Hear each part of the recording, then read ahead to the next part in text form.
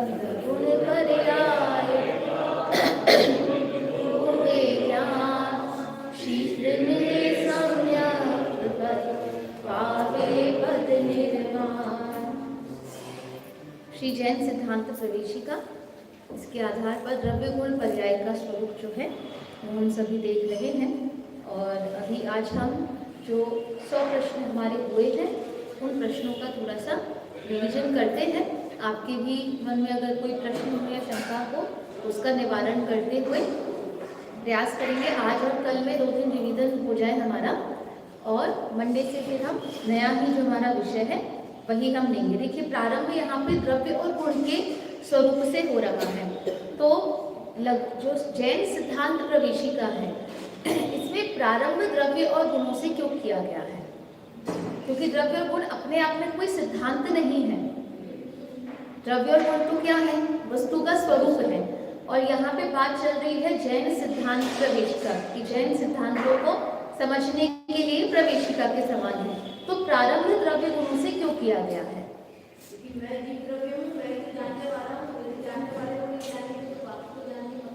हाँ बिल्कुल, ऐसा भी कह सकते हैं।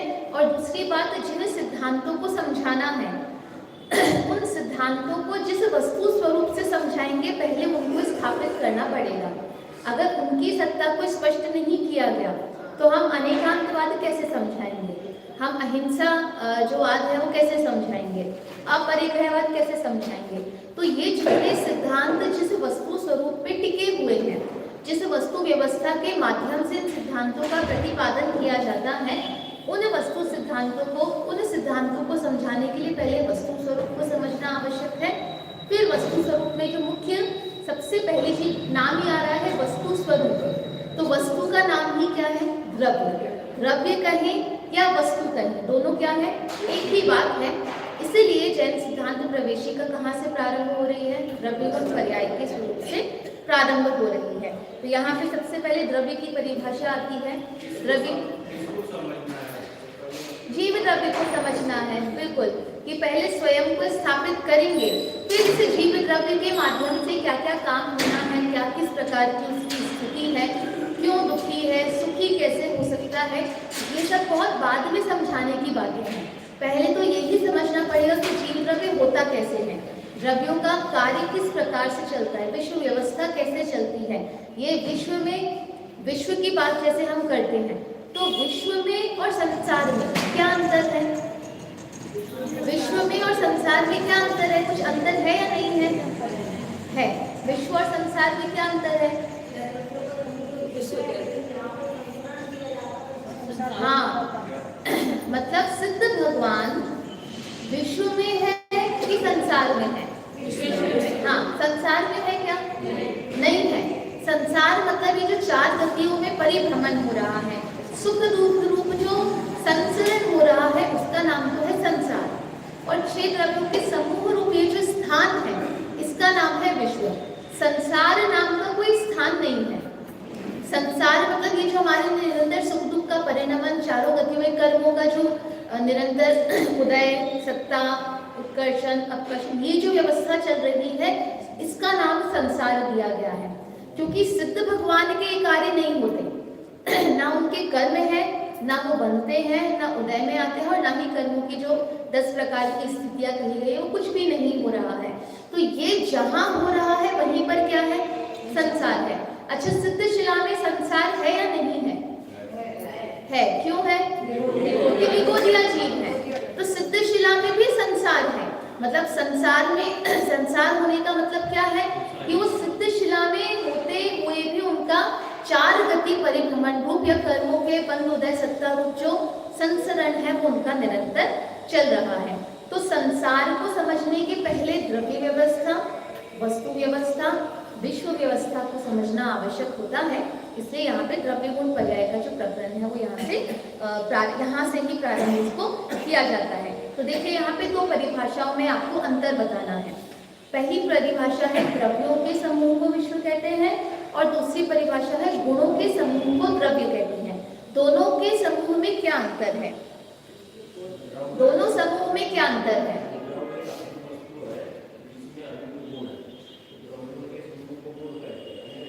द्रव्यों के समूह समूह को गुण नहीं, गुणों के समूह को द्रव्य कहते हैं। ये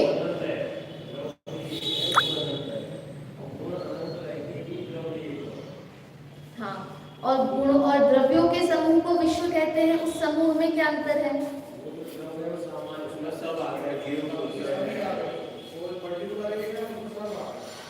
थोड़ा सा अंतर है। हाँ बताइए वीडियो में आप बता रहे हो। हाँ जैसे विश्व में जो है द्रव्यों के समूह को विश्व कहते हैं, इसका द्रव्यों की अलग-अलग सत्ता है। बिल्कुल। लेकिन गुणों के समूह को द्रव्य कहते हैं, उसमें ऐसे कोई अलग-अलग नहीं है। हाँ, अखंड रूप से है। जो 6 द्रव्य है वो तो बिल्कुल भिन्न भिन्न है, बिल्कुल अलग अलग है, कभी एक में को हो नहीं सकते हैं और एक दूसरे में उनका जो कहते हैं समाविष्ट नहीं होता है। लेकिन जो गुणों के समूह को द्रव्य कहा है, वहाँ ये जो गुण है वो कैसे है? वो एक में को होकर रह रहे। एक में होने का मतलब कैसा है? प्रत्येक गुण का जो स्वभाव कहेंगे या झलकन कहेंगे वो अन्य प्रत्येक गुणों पे पड़ रही है। अनंत गुणों में अनंत गुण जो है वो आपस में एक होकर रह रहे हैं। प्रत्येक गुण जो है वो अखंड होकर रह रहे हैं। अगर गुण अखंड नहीं होते तो क्या होता? द्रव्य भी खंड खंड हो जाता। अगर गुण जो है वो अखंड रूप से नहीं होते तो जीव द्रव्य भी होता है, अन्य जितने भी द्रव्य हैं वो भी कैसे हो जाते? वे भी खंड खंड में होने की जो प्रकरण है वो आ सकता था, प्रसंग आ सकता था। इसलिए दोनों समूह में थोड़ा सा अंतर है। द्रव्य का समूह कहना और गुण का समूह कहना, दोनों के समूह में थोड़ा सा, समूह शब्द में थोड़ा सा जो है वो अंतर हमें देखना समझना चाहिए। फिर आते हैं गुणों के 2 भेद होते हैं। कौन से भेद होते हैं? हाँ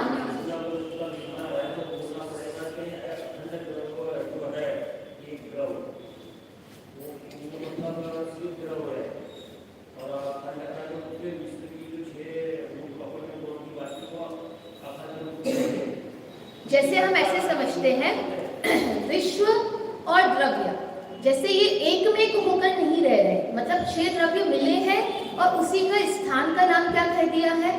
विश्व नाम दे दिया है। लेकिन गुण ऐसे नहीं है। गुण बिल्कुल एक में एक होकर अखंड होकर द्रव्य का स्वरूप बना रहे हैं। हाँ हाँ हाँ बिल्कुल। जो गुण है वो ऐसे अलग से उनकी सत्ता नहीं है। गुण मिलके ही क्या बन रहे हैं? द्रव्य का स्वरूप उनका, इसीलिए उनको कहा वो अखंड है। जो गुण है वही मिलके क्या बना रहे हैं? वही मिलके द्रव्य की सत्ता को बना रहे हैं। ठीक है, अवस्था में रहते हैं, बिल्कुल। इसलिए जो परिभाषा ऐसी ही आती, गुणों की जो परिभाषा आती है, जो द्रव्य के संपूर्ण भागों में और उसकी संपूर्ण अवस्थाओं में पाए जाते हैं, प्राप्त होते हैं, उनको गुण कहते हैं। ठीक है, चलिए गुणों के 2 भेद होते हैं। कौन से? सामान्य गुण और विशेष गुण। सामान्य गुण किसे कहते हैं? जो सभी द्रव्यों में पाए जाए वो सामान्य है। जो अपने अपने गुणों, अपने अपने द्रव्यों में पाए जाते हैं वो विशेष गुण होते हैं। चलिए यहाँ से सामान्य गुणों के नाम बताएंगे। सामान्य गुण कौन से होते हैं?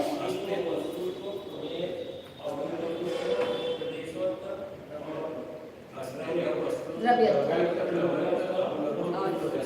प्रदेशत्व गुण, ये हमारे 6 जो है ये सामान्य गुण है। सामान्य गुण किसे कहते हैं?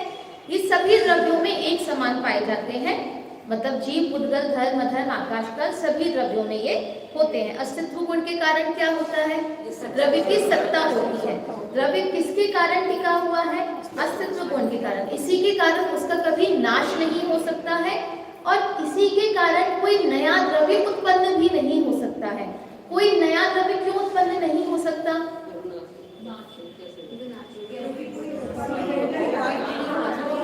देखो, अस्तित्व गुण का मतलब है जिसके कारण द्रव्य में द्रव्य बना रहता है, उसकी सत्ता बनी रहती है। अब ये जो नया द्रव्य उत्पन्न होगा, उस नए द्रव्य में अगर अस्तित्व गुण है तो इसका मतलब उत्पन्न नहीं हुआ है, वो पहले से होगा ना, किसी ना किसी रूप में तो वो होगा ही। और अगर वो किसी रूप में नहीं था, कभी भी नहीं था, कोई नए द्रव्य की, मान लीजिए 7वें द्रव्य हम बनाने का प्रयास करें, तो 7वां द्रव्य हम क्यों नहीं बना सकते? क्योंकि अगर उसमें अस्तित्व गुण है नहीं तो तो बनाया नहीं जा सकता है। और अगर उसमें अस्तित्व गुण होता तो पहले से ही मौजूद होता, उसकी सत्ता पहले से ही मौजूद होती। तो अस्तित्व गुण मात्र ये नहीं बोलता कि जिस शक्ति के कारण द्रव्य का नाश नहीं होता। अस्तित्व गुण यह भी कहता है कि नया द्रव्य उत्पन्न भी नहीं हो सकता है, क्योंकि नया द्रव्य उत्पन्न होने के लिए अस्तित्व गुण की आवश्यकता है, और अगर उस द्रव्य में अस्तित्व गुण हो तो वह पहले से ही मौजूद उसको होना चाहिए। ठीक है, चलिए क्या बोलते हैं, शाश्वत। हाँ बिल्कुल, शाश्वत जो शब्द है वो अस्तित्व गुण के कारण मान सकते हैं। शाश्वत मतलब होता है जो कभी नष्ट ना हो। अस्तित्व गुण का काम भी यही होता है जिसके कारण द्रव्य कभी नाश को प्राप्त नहीं होता है। ठीक है, फिर अच्छा, अस्तित्व गुण के कारण द्रव्य को क्या कहते हैं, सत, सत कहते हैं। अस्तित्व गुण के कारण द्रव्य को सत कहते हैं। ठीक है, फिर आता है वस्तुत्व गुण, जिस शक्ति के कारण द्रव्य में अर्थ क्रिया होती है। अब मुझे बताइए, अर्थ क्रिया और क्रियावती शक्ति दोनों में क्या अंतर है? अर्थ क्रिया और क्रियावती शक्ति, इन दोनों में क्या अंतर है? हाँ, पहला तो अंतर ये हो गया कि क्रियावती शक्ति सभी द्रव्यों में नहीं है, और अर्थ क्रिया जो है वो सभी द्रव्यों में है। तो क्रियावती शक्ति किन द्रव्यों में है? जीव और भूतलों में है। ठीक है, पहला अंतर हो गया। दूसरा मुख्य जो अंतर है, मतलब मेन क्या काम है दोनों का? हाँ, प्रयोजनभूत क्रिया। अर्थ क्रिया का मतलब क्या होता है? प्रयोजनभूत क्रिया। मतलब क्या हुआ प्रयोजनभूत क्रिया का? हाँ, प्रत्येक द्रव्य का कोई ना कोई कार्य अवश्य होता है, बिना मतलब कोई भी द्रव्य बेकार नहीं है। प्रत्येक द्रव्य कोई ना कोई कार्य सहित है, ये तो हुआ अर्थ क्रिया। और क्रियावती शक्ति क्या कहती है? परिणमन तो प्रत्येक द्रव्य में हो रहा है। क्रियावती शक्ति मतलब एक प्रदेश से दूसरे प्रदेश में गमन, ये जो हलन चलन है, ये जो गमन रूप कार्य होता है, उसी को क्या कहा गया है? क्रियावती शक्ति कहा है। तो अर्थ क्रिया तो सभी द्रव्यों में है, लेकिन क्रियावती शक्ति मात्र जीव और भूतलों में है, जिसके माध्यम से वे क्या करते हैं? गमन करते हैं। ठीक है, एक स्थान से दूसरे स्थान में हलन चलन करने योग्य जो कार्य वे करते हैं, वो किसके कारण करते हैं? क्रियावती शक्ति के कारण करते हैं। अब मुझे बताइए, अगर एक जीव द्रव्य एक प्रदेश से दूसरे प्रदेश में गया है तो कितने गुणों ने काम किया है, कितनी चीजों ने काम किया है? एक जीव द्रव्य एक प्रदेश से दूसरे प्रदेश में गया है तो कितनी चीजों ने काम किया है, कितने द्रव्य और गुणों ने काम किया है? पहले तो जीव द्रव्य ने काम किया कि वही भी गया है। जीव द्रव्य में भी किसने कार्य किया है? नहीं, जैसे सिद्ध भगवान जाते हैं तो उसमें तो पुद्गल का कुछ कार्य नहीं होता, धर्म द्रव्य। और तीसरा नहीं, अभी तो गमन की बात करी है, अभी जिसकी बात कर रहे हैं क्रियावती शक्ति। ठीक है, अगर किसी द्रव्य ने, जीव द्रव्य ने एक प्रदेश से दूसरे प्रदेश में गमन किया है तो निमित्त रूप में धर्म द्रव्य होता है और उपादान रूप में क्रियावती शक्ति उसकी होती है, क्योंकि धर्म द्रव्य तो पूरे विश्व में मौजूद है। अगर धर्म द्रव्य से ही गमन होता तो सभी द्रव्यों को गमन करना चाहिए था। सभी द्रव्यों में गमन करने योग्य जो निमित्त है उनको तो सबको ही मौजूद है, प्राप्त हो रहा है। लेकिन जीव पुद्गल को छोड़कर अन्य द्रव्य गमन क्यों नहीं कर रहे? क्योंकि उनके अंदर क्रियावती शक्ति, जो उपादानगत योग्यता है, स्वयं के अंदर ही वो शक्ति नहीं है, इसलिए वो गमन नहीं कर पा रहे। तो अगर जीव गमन कर रहा है तो उसमें क्रियावती शक्ति भी काम कर रही है और धर्म द्रव्य निमित्त रूप से उसमें काम कर रहा है। अब जीव द्रव्य रुका, इसमें किसने काम किया? और हाँ, क्रियावती शक्ति ने रुकने में भी काम उसका किया है, क्योंकि जो चलेगा वही क्या होगा? रुकेगा। तो रुकने के लिए भी उसमें उपादानगत योग्यता होनी चाहिए ना, तब तो वह रुकेगा। तो क्रियावती शक्ति ही गमन भी करा रही है और स्थिर भी वह करा रही है। ठीक है, हाँ हाँ, जीव का तो विशेष गुण है। हाँ, सिद्ध भगवान में भी शक्ति है, लेकिन उनको निमित्त नहीं मिल रहा। क्या निमित्त नहीं मिल रहा? धर्म द्रव्य का निमित्त नहीं मिल रहा, क्योंकि जब लोक के अग्र भाग में वे पहुंच जा रहे हैं तो उसके ऊपर धर्म द्रव्य नहीं है। और 5 समवाय के बिना काम नहीं होता। तो उपादानगत योग्यता तो है, लेकिन धर्म द्रव्य जो निमित्त होना चाहिए वो निमित्त उनको प्राप्त नहीं हो रहा। जैसे हमने ये जो गैस वाले जो बलून होते हैं, उन बलून को हमने इधर छोड़ा तो वो कहाँ जाके रुकेंगे, वो यहाँ हमारे सीलिंग पे जाकर वह रुक जाएंगे। अब उनके अंदर आगे जाने की शक्ति नहीं है क्या? है। अगर सीलिंग नहीं होती तो वो और ऊपर तक वे जा सकते थे, लेकिन उसके कारण वो क्या हो गए हैं, रुक गए हैं। स्वयं में शक्ति होने पर भी सीलिंग के कारण वे रुक गए हैं। ऐसे ही सिद्ध भगवान में भी आगे जाने की शक्ति तो मौजूद है, लेकिन अब धर्म द्रव्य ऊपर है ही नहीं, विश्व के बाहर जो है धर्म द्रव्य पाया नहीं जा रहा है, इसलिए वे ऊपर और आगे ऊपर जाने में निमित्त कारण नहीं मिलने के कारण वे आगे ऊपर नहीं जाते हैं। ठीक है। हाँ, नहीं, अगर विश्व 15 राजू का होता तो उनकी शक्ति 15 राजू की हो जाती, ऐसा। क्योंकि विश्व ही 14 राजू का है, इसलिए शक्ति भी कितनी मानी गई है, 14 राजू की मानी गई है। पर हाँ, जाते तो 7 राजू ही, क्योंकि नीचे से तो जाते नहीं है, मध्य लोक से जाते हैं।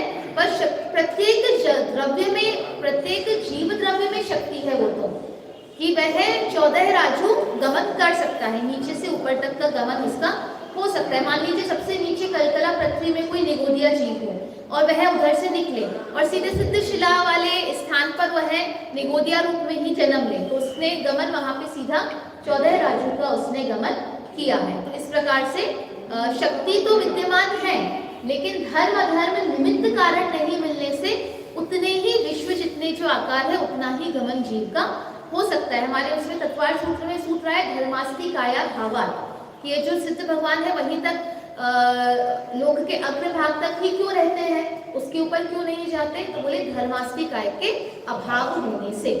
ठीक है।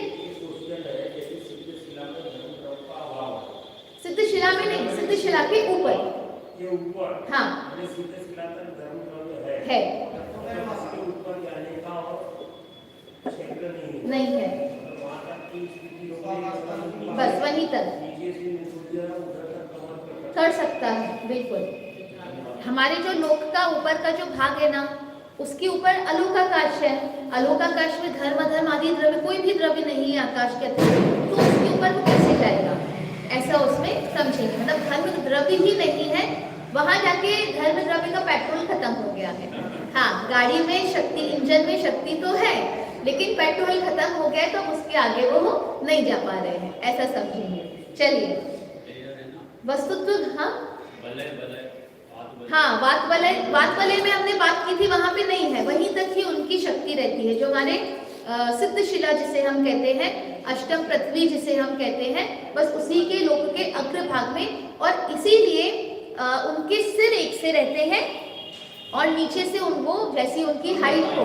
हाँ, अभी सिद्ध शिला में कभी आपने देखा होगा तो सिर एक समान है। जैसे हमने बलून्स छोड़े अलग अलग धागे की हाइट के बराबर, तो हम देखेंगे सारे ऊपर से तो समान रहेंगे, और जिसका धागा छोटा बड़ा होगा वो ऊपर नीचे कहाँ दिखेगा, नीचे की तरफ से दिखेगा। ऐसे ही सिद्ध भगवान हमको दिखाई देते हैं। चलिए, जिस शक्ति के कारण द्रव्य में अर्थ क्रिया होती है उसे वस्तुत्व गुण कहते हैं। वस्तुत्व गुण के कारण द्रव्य को क्या कहते हैं, वस्तु कहते हैं। वस्तुत्व गुण के कारण द्रव्य को वस्तु कहते हैं। फिर द्रव्यत्व गुण किसे कहते हैं, जिस शक्ति के कारण द्रव्य में निरंतर परिणमन होता है। यही काम और कौन करता है, काल द्रव्य। ठीक है, यही काम किसका है, काल द्रव्य। तो वस्तुत्व गुण में, द्रव्यत्व गुण में और काल द्रव्य में क्या अंतर है? एक में उपादान शक्ति है, एक में निमित्त। बिल्कुल, वही जो हमने धर्म और धर्म द्रव्य में, क्रियावती शक्ति में और धर्म द्रव्य में हमने देखा, वही द्रव्यत्व गुण और काल द्रव्य में अंतर है। काल द्रव्य निमित्त कारण है, निमित्त मतलब उसके निमित्त से प्रत्येक द्रव्य में परिणमन होता है, लेकिन प्रत्येक द्रव्य परिणमन कब कर पा रहा है, जब उसमें स्वयं में द्रव्यत्व गुण रूप उपादानगत शक्ति मौजूद है। अगर स्वयं में द्रव्य उपादानगत शक्ति मौजूद नहीं होती तो काल द्रव्य भी उसका परिणमन नहीं करा सकता था। ठीक है, अब मुझे बताइए, काल द्रव्य के परिणमन में निमित्त कौन है और उपादान कौन है? स्वयं के परिणमन में काल द्रव्य के स्वयं के परिणमन में निमित्त कौन है और उपादान कौन है? हाँ,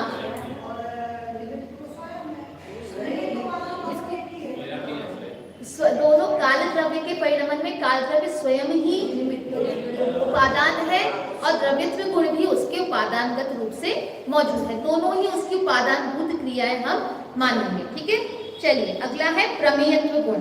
द्रव्यत्व गुण के कारण द्रव्य को क्या कहते हैं?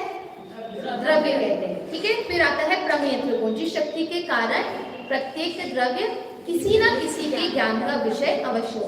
किसी न किसी के ज्ञान का मतलब है सभी के ज्ञान में आए ही ये आवश्यक नहीं है, लेकिन कोई न किसी के ज्ञान का विषय वह अवश्य बनेगा ही बनेगा।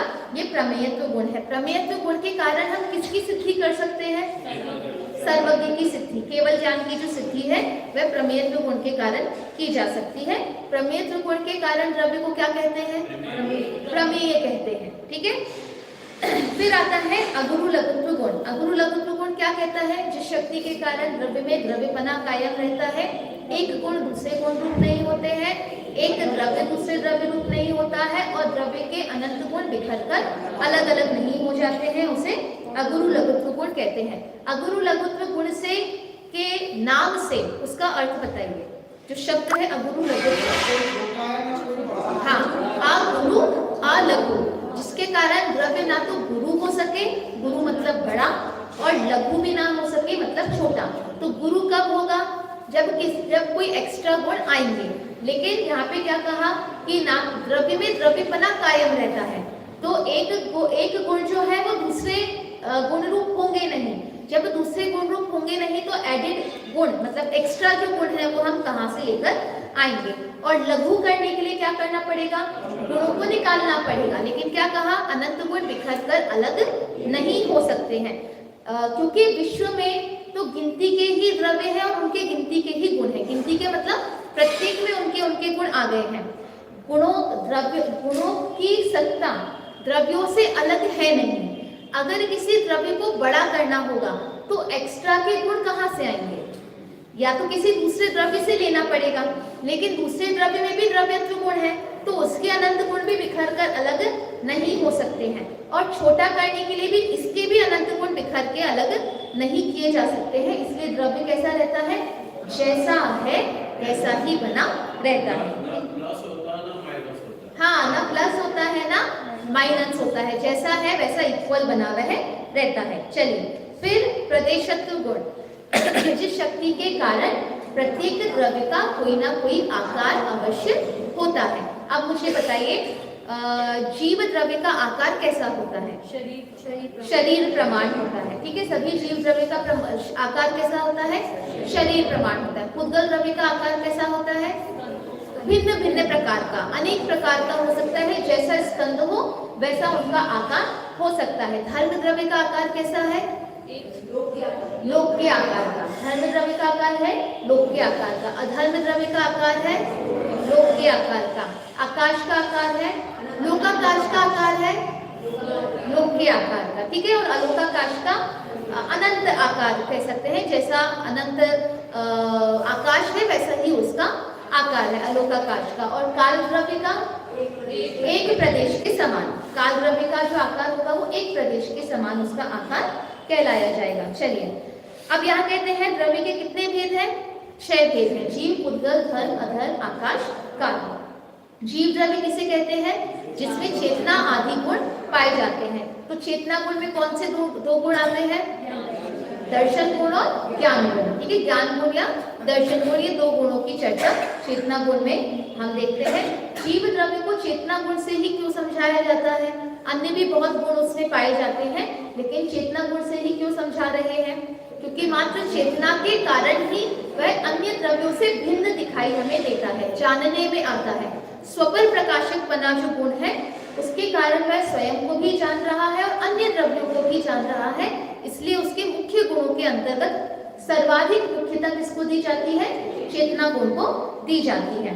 अब बताइए पुद्गल द्रव्य किसे कहते हैं? जिसमें स्पर्श, रस, गंध, वर्ण पाए जाते हैं उसे पुद्गल द्रव्य कहते हैं। इसमें भी हम आपको समझाया था जो इंद्रियां होती हैं वो 5 होती हैं, स्पर्शन, रसना, घ्राण, चक्षु, कर्ण। इसके विषय भी 5 होते हैं, स्पर्श, रस, गंध, वर्ण और शब्द। लेकिन जब पुद्गल के स्वरूप की चर्चा आ रही है तो उसमें स्पर्श, रस, गंध, वर्ण तो लिया है लेकिन शब्द नहीं लिया है। क्यों नहीं लिया है? हाँ हाँ, ये जो स्पर्श, रस, गंध, वर्ण है ये पुद्गल का स्वरूप है, स्वभाव है। मतलब एक परमाणु में भी ये सब पाए जाएंगे, स्पर्श, रस, गंध, वर्ण पाए जाएंगे। लेकिन शब्द क्या है? ये परमाणुओं का समूह है। मतलब शब्द में स्पर्श, रस, गंध, वर्ण पाए जाएंगे। वो स्वयं में जो है पुद्गल परमाणु है। और पुद्गल परमाणु जो होते हैं उनमें जैसे हमने बात की थी, जो गुण होते हैं, गुण का स्वरूप कैसा होता है? निर्गुण होता है। निर्गुणा गुणाः, जो गुण होते हैं वो स्वयं निर्गुण होते हैं। मतलब स्पर्श गुण में अन्य कोई गुण नहीं है, रस गुण में अन्य कोई गुण नहीं है, लेकिन शब्द में है। शब्द में क्या क्या मिलेगा? स्पर्श भी मिलेगा, रस भी मिलेगा, गंध भी मिलेगी, वर्ण भी मिलेगा, क्योंकि वह तो क्या है? पुद्गल स्कंद है। इसलिए जो जब हम पुद्गल के स्वरूप की चर्चा करते हैं तो उसमें स्पर्श, रस, गंध और वर्ण तो सम्मिलित होता है, लेकिन वर्ण शब्द सम्मिलित नहीं होते। चलिए अभी यहाँ पे प्रकरण चल रहा है तो पूछते हैं, द्रव्य में और गुणों में क्या अंतर होता है? द्रव्य और गुणों में क्या अंतर है? एक एक करके बताएंगे। हाँ, द्रव्य भी ऐसे तो अनंत है, किस अपेक्षा से एक है द्रव्य? ठीक है, जैसे एक जीव द्रव्य लिया तो एक जीव द्रव्य है और उसमें अनंत गुण है। इसका मतलब उनमें किसकी अपेक्षा से भेद हुआ है? संख्या की अपेक्षा से। ठीक है, जाति के अपेक्षा से हम देखें तो जीव द्रव्य जो है वो 6 है, 6 द्रव्य होते हैं, लेकिन गुण कितने हैं? नहीं, 2 होते हैं, सामान्य गुण और विशेष गुण। जाति में हमने डिवाइड किया है ना, तो जाति की अपेक्षा द्रव्य कितने हुए? 6 द्रव्य, जीव, पुद्गल, धर्म, अधर्म, आकाश, काल। ऐसे ही गुणों को अगर हम भेद करें जाति की अपेक्षा तो कितने हुए? 2 गुण होते हैं, सामान्य गुण और विशेष गुण। अब जीव द्रव्यों में और हम संख्या का भेद कर सकते हैं कि जीव द्रव्य नहीं, द्रव्य जो है वो अनंत होते हैं। ठीक है, सबकी अपेक्षा सारे 6 द्रव्यों को अगर हम देखें तो सभी द्रव्य कैसे हैं? अनंत है। सबकी संख्या सम्मिलित करने पर, क्योंकि पुद्गल ही अनंत है तो अपने आप ही सारे द्रव्य कितने हो गए हैं? अनंत है। और ऐसे ही गुण कितने हैं? एक द्रव्य में अनंत गुण है। ठीक है, अनंत द्रव्य है और एक द्रव्य में कितने गुण है? अनंत गुण है। तो ये थोड़ी संख्या की अपेक्षा इनके अंदर भेद होता है। दूसरा भेद क्या है? सबसे पहला भेद होना चाहिए नाम भेद, संज्ञा भेद। दोनों की संज्ञा ही कैसी है? भिन्न है। संज्ञा मतलब नाम, एक का नाम क्या है? द्रव्य नाम, एक का नाम क्या है? गुण नाम है। ठीक है, पहला तो संज्ञा भेद हो गया, दूसरा संख्या भेद हो गया, तीसरा स्वभाव भेद। हाँ हाँ, एक आधार है, एक आधेय है, तो स्वभाव हम समझ सकते हैं। स्वभाव भेद है। क्या स्वभाव भेद है? गुणों के समूह को तो द्रव्य कहते हैं, लेकिन जो द्रव्य के संपूर्ण भागों में और उनकी अवस्थाओं में पाया जाए उसे गुण कहते हैं। मतलब दोनों का स्वभाव कैसा है? अलग अलग है। स्वरूप दोनों का कैसा है? अलग अलग है। फिर जो एक जिस भेद की अभी हमने बात की, गुणों का समूह द्रव्य है, लेकिन गुण स्वयं कैसे होते हैं? निर्गुण होते हैं। उनमें स्वयं में जो गुण है वो नहीं पाए जाते हैं। और क्या अंतर कर सकते हैं? हाँ, गुणों से मिलके द्रव्य बना है, द्रव्यों से मिलके विश्व बना है, गुण नहीं बने हैं। मतलब द्रव्य की जो हमने अभी आधार आधेय की बात की है, द्रव्य क्या है? आधार है कि आधेय है? द्रव्य आधार है, गुण उसके आधार पर रहने के कारण उसका आधेय है। ठीक है, अब मुझे बताइए, जो पर्याय होती है, परिणमन होता है, वह किसमें होता है? गुणों के परिणमन को द्रव्य कहते हैं, और गुणों का परिणमन ही द्रव्य में हमें परिलक्षित होता है। जो गुणों में निरंतर परिणमन हो रहा है वो हमें किस पे दिखाई देगा? वो हमें द्रव्य में दिखाई देता है। ठीक है, परिलक्षित वो द्रव्य में ही होता है, और वास्तविकता में तो वो अखंड ही है, तो एक साथ दोनों में ही परिणमन हो रहा है। द्रव्य और गुणों को हम वैसे तो अलग कर ही नहीं सकते हैं कि अलग से अंदर गुणों में परिणमन हो रहा है और बाहर से हमको उसका द्रव्य में परिणमन दिखाई दे रहा है, ऐसा नहीं है। गुण और पर्याय, गुण और द्रव्य तो वैसे स्वरूप अपेक्षा देखें तो अखंड ही है।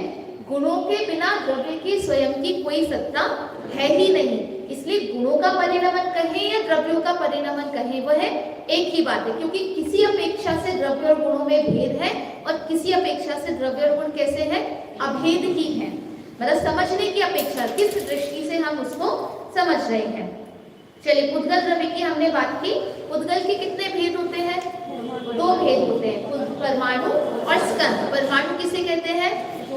ऐसा पुद्गल जिसके अन्य और जो है टुकड़े नहीं किए जा सकते हैं, वह सबसे सूक्ष्म जो पुद्गल है परमाणु कहलाता है। और स्कंद किसे कहते हैं? अनेक परमाणुओं के समूह को स्कंद कहते हैं। ठीक है, बंध, ये जो बंध कहा है अनेक परमाणुओं के बंध को स्कंद कहते हैं। तो बंध की भी यहाँ परिभाषा आई, अनेक वस्तुओं में एक पने का ज्ञान कराने वाले संबंध विशेष को। ये जो प्रत्येक पुद्गल में, परमाणुओं में जो एक में होकर स्कंद बना रहे हैं, तो किसके कारण? बंध होने के कारण, आपस में वो बंध गए हैं, इसलिए उन्होंने क्या बनाया है? एक स्कंद की रचना उन्होंने की है। अब यहाँ पर आता है स्कंद के कितने भेद हैं? तो मुख्य भेद कितने किए थे? 5। कौन से है? आहार वर्गीणा, तेजस वर्गीणा, भाषा वर्गीणा, मनोवर्गीणा और कार्बन वर्गीणा। अब मुझे बताइए वर्गीणा किसे कहते हैं? यहाँ पे नहीं है।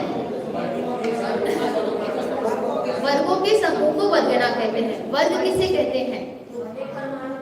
हाँ, परमाणु को नहीं, वर्ग भी तो बनता है समूह से। निषेकों के समूह से वर्ग बनता है और वर्गों के समूह से वर्गीणा। निषेकों के समूह से तो वर्ग बनता है चाची। नहीं नहीं नहीं नहीं, निषेकों के समूह को एक ही जाति के निषेकों के समूह को वर्ग कहते हैं और वर्गों के समूह को वर्गीणा कहते हैं।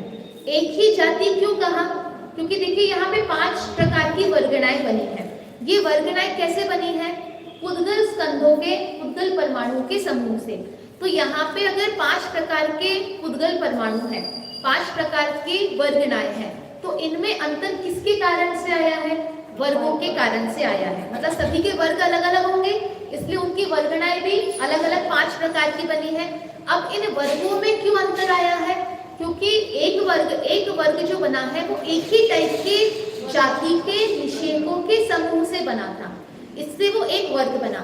अब ऐसे अनेक वर्ग बने और वही एक ही जाति के वर्ग वाले जब मिले तो उन्होंने एक ही जाति का क्या बनाया है?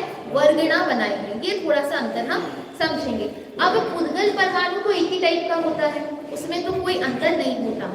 तो ये अलग अलग प्रकार की जातियां या निषेक या वर्गीणाएं कैसे बनती हैं? हाँ हाँ, हो जाती है, बता रही हूँ। वही मेरा प्रश्न है, ये पुद्गल परमाणु तो एक ही टाइप का है, तो वही पुद्गल परमाणु 5 प्रकार की वर्गीणा रूप परिणमित कैसे होता है? स्कंधों की संख्या के अपेक्षा से। हमने उदाहरण में आपको बताया था, एक ही आटा है, उसी एक ही आटे में कम ज्यादा पानी मिलाने से कितनी प्रकार की चीजें बनती हैं। उसी आटे को हम तेल डाल देंगे तो वह अलग प्रकार का आटा गूंथेगा, पानी डाल देंगे तो अलग प्रकार का आटा गूंथेगा, मलाई डाल देंगे तो अलग प्रकार का। यद्यपि वो चीज कैसी है? एक ही है। या हम कहें हमने मात्र पानी ही मिलाया, लेकिन पानी की संख्या की अपेक्षा से वो आटा जो हमने गूंथा है वो अलग अलग प्रकार का हमें दिखाई देता है। ऐसे ही पुद्गल परमाणु तो एक ही है, लेकिन उनकी स्कंधों की संख्या की अपेक्षा से जातियां अलग अलग बन जाती हैं। अब यही एक वर्गीणा अन्य वर्गीणा रूप परिणमित कैसे होती है कि मान लीजिए 5 वर्गीणा का जब समूह मिलेगा या 5 स्कंधों का समूह मिलेगा तो भाषा वर्गीणा बनेगी, 8 स्कंधों का समूह मिलेगा तो मनोवर्गीणा। एग्जाम्पल दे रहे हैं समझने के लिए। तो 5 वर्गीणा का समूह भाषा वर्गीणा बनाता है और 8 वर्गीणा का समूह तेजस वर्गीणा बनाता है। मान लीजिए तेजस वर्गीणा में से 3 वर्गीणा निकल गई, तो कौन किस में परिवर्तित हो गया? भाषा वर्गीणा में परिवर्तित। इसीलिए एक वर्गीणा अन्य वर्गणा रूप भी क्या हो सकती है, परिणमित हो सकती है स्कंधों की संख्या की अपेक्षा से, क्योंकि निरंतर पुद्गल परमाणु में स्कंध का मिलना विछुड़ना क्या होता रहता है, बदलता रहता है। ये जो जातियां बनी है स्कंधों की संख्या अपेक्षा से बनी है, ठीक है। वर्ग और वर्गणा में नहीं, वर्गों के समूह को वर्गणा कहते हैं, मुख्य काम तो निषेकों का होता है। निषेक मतलब एक ही जाति के पुद्गल परमाणुओं का समूह। नहीं, जाति मतलब स्कंधों की संख्या, क्योंकि परमाणु तो एक ही है, परमाणु की तो कोई जाति नहीं है, परमाणु तो एक ही टाइप का है। अब यही परमाणु कितनी संख्या मिलकर कैसा निषेक बना रहे हैं, उससे उनकी जाति क्या हो जाती है, परिवर्तित हो जाती है। मान लीजिए 8 निषेकों का समूह है, एक तरफ 12 निषेकों का समूह है, एक तरफ 10 निषेकों का समूह है, तो 8 ये 3 जातियां हो गई, एक 8 संख्या वाला, एक 10 संख्या वाला, एक 12 संख्या वाला। जबकि उसके अंदर जो परमाणु है उनमें कोई अंतर नहीं है, उनमें कोई जातिगत भेद नहीं है। ये जो 3 भेद बने किसके कारण बने, संख्या की अपेक्षा से बने। तो 8 निषेकों के समूह वाली जो संख्या थी उससे मान लीजिए भाषा वर्गणा बनती है, 10 वाली से तेजस वर्गणा बनती है, 12 वाली से आहार वर्गणा बनती है। अब इनमें ही जब निषेक कम ज्यादा होंगे तो यही एक दूसरी वर्गणा में क्या हो जाते हैं, परिवर्तित हो जाते हैं, ठीक है।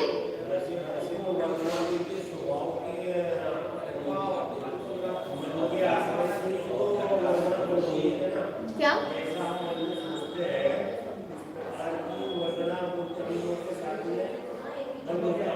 देखिए 5 प्रकार की वर्गणा है, इसमें एक मनोवर्गणा है, उसमें मन का काम होता है, लेकिन बाकी वर्गणाओं में मन का कुछ काम नहीं है।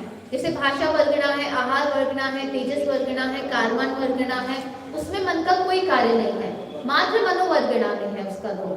तो ये टूटना बिछुड़ना कौन करता है, अपने आप होता है, कोई करता नहीं है कि यहाँ पे इतने निषेकों को जोड़ना है, ये वाली जाति की वर्गणा बनानी है, ऐसा कोई करने वाला करता नहीं है, स्वयं ही उनमें क्या होता है, उस रूप परिणमन उनमें होता जाता है। और अपनी परिणमन की अपेक्षा से जो वर्गणाएं हैं वो एक वर्गणा से दूसरी वर्गणा रूप क्या होती है, परिवर्तित में हो जाती है। तो 5 प्रकार की वर्गणा है, आहार वर्गणा, तेजस, भाषा वर्गणा, मनोवर्गणा और कार्मण वर्गणा। आहार वर्गणा किसे कहते हैं, जिस पुद्गल स्कंध से 5 शरीर की बात होती है, ठीक है। शरीर भी हम समझते हैं कितने शरीर होते हैं, 5, औदारिक, वैक्रियक, आहारक, तेजस और कार्मण शरीर, ठीक है। तो जिसमें से औदारिक, वैक्रियक और आहारक शरीर की रचना हो जिस वर्गणा के माध्यम से, उस वर्गणा को क्या कहते हैं, आहार वर्गणा कहते हैं, ठीक है। फिर आता है औदारिक शरीर किसे कहते हैं, जो मनुष्य तिर्यंचों का स्थूल शरीर है, जो रुकता भी है और रोकता भी है, ऐसा जो स्थूल शरीर होता है उसको औदारिक शरीर कहते हैं।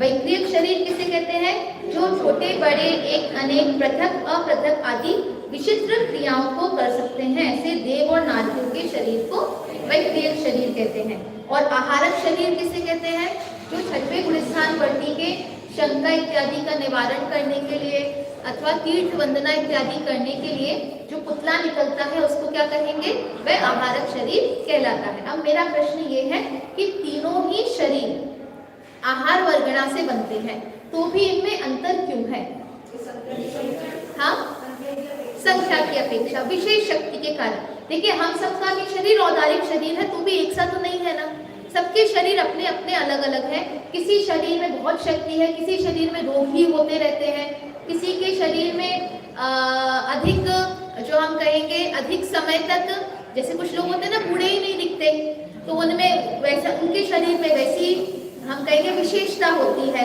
कोई होते हैं बहुत जल्दी बड़े दिखने लगते हैं।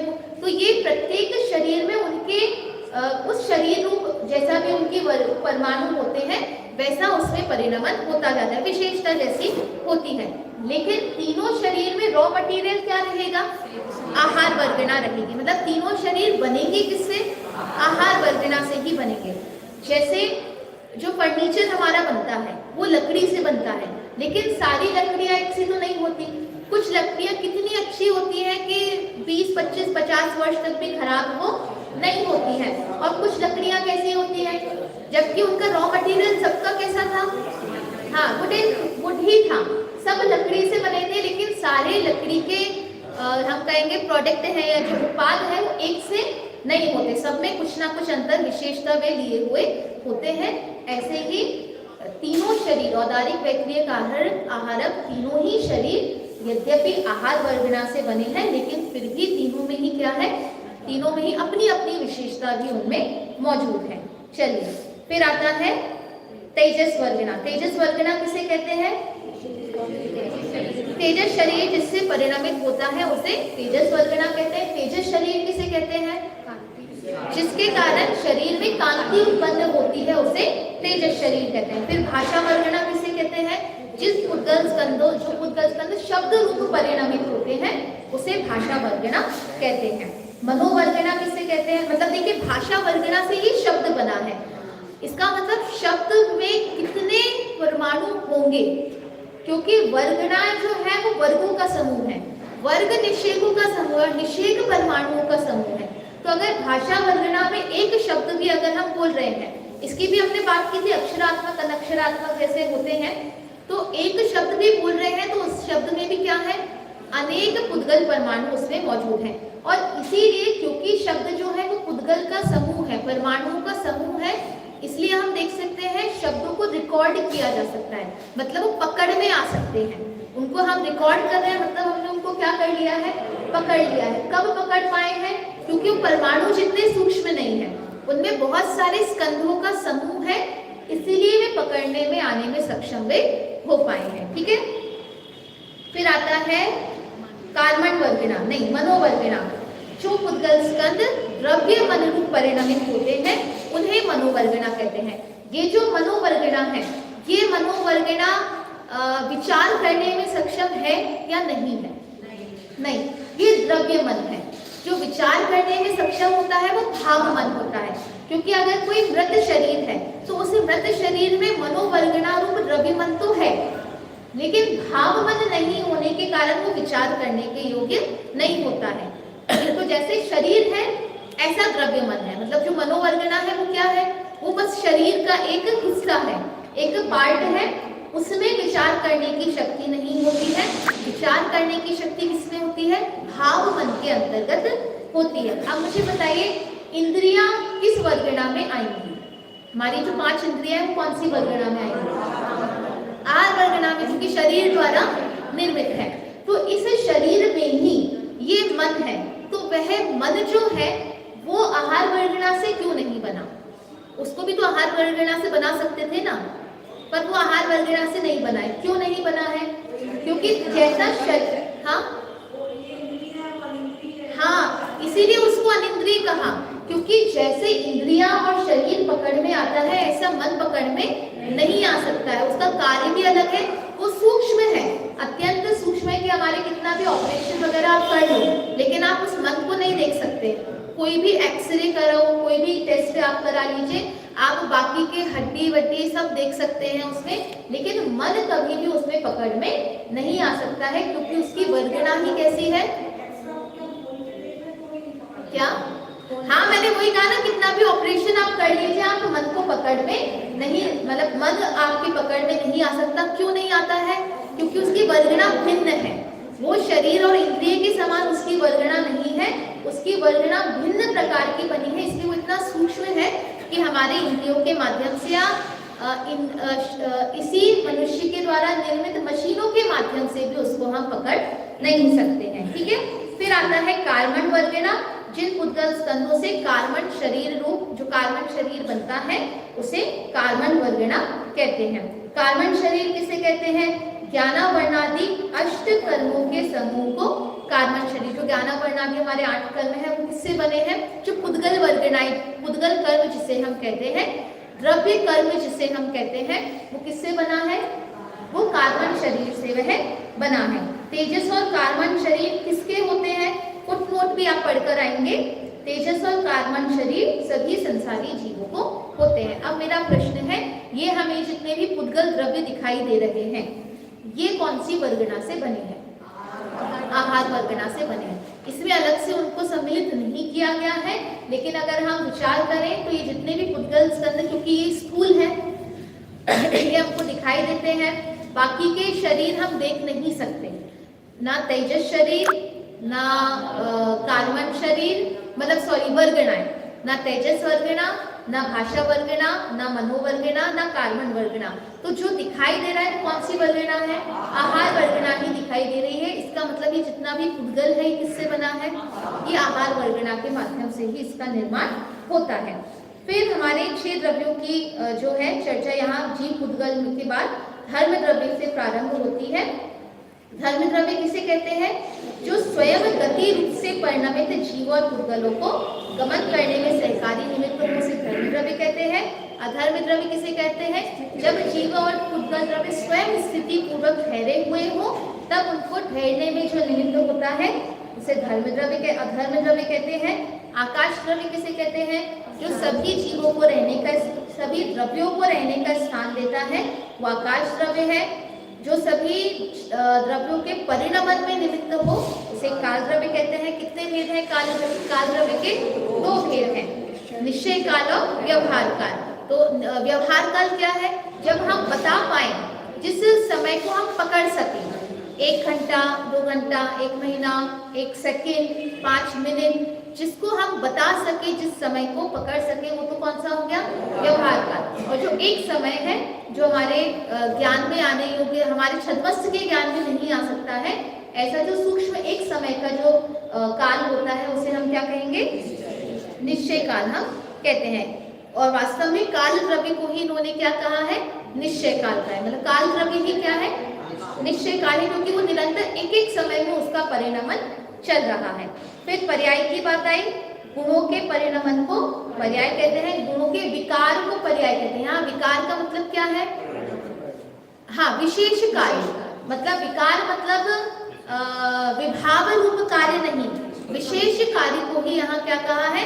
विकार। मतलब वो निरंतर जो है कार्य उसका विशेष विशेष नवीन नवीन कार्य होता है, नवीन नवीन पर्याय निरंतर परिणमित होती है, इसलिए उसको विकार शब्द से कहा है। 2 भेद होते हैं, व्यंजन पर्याय और अर्थ पर्याय।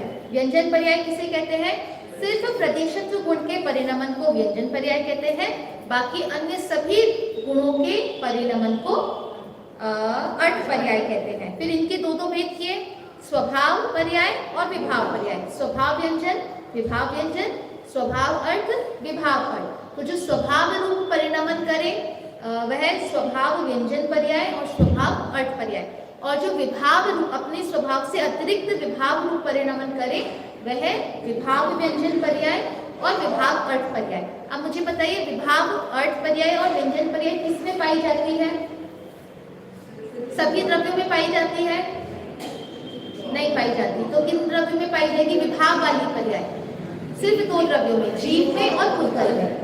बाकी सभी द्रव्य धर्म, अधर्म, आकाश और काल, इनमें मात्र स्वभाव अर्थ और स्वभाव व्यंजन पर्याय ही पाई जाती है। जीव और पुद्गलों में ही जो है विभाव अर्थ पर्याय और विभाव व्यंजन पर्याय पाई जाती है। मतलब विभाव रूप परिणमन कौन कर रहा है? एक तो जीव द्रव्य कर रहा है और पुद्गल द्रव्य कर रहा है। पुद्गल द्रव्य का विभाव रूप परिणमन क्या है? स्कंद। मतलब परमाणु उसका शुद्ध स्वभाव है, वो स्कंद बन रहा है, बस यही उसका क्या है?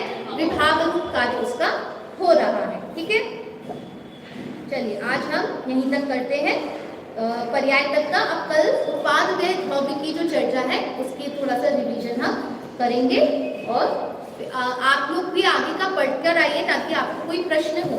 तो हम शुक्रवार को, क्योंकि उसकी परीक्षा हम लेंगे, उसके पहले आपके सारे जो नहीं, मंडे को नहीं ले रहे क्योंकि बहुत सारे हम लोग को किताब नहीं छूनी है ना, इसलिए। तो फ्राइडे को हम लेंगे। हाँ नेक्स्ट फ्राइडे जो हमारा आने वाला, नेक्स्ट फ्राइडे, हाँ कल वाला नहीं, नेक्स्ट जो फ्राइडे आने वाला है उस दिन हमारी परीक्षा हमारी रहेगी। 100 प्रश्न जो है उनकी हम करेंगे।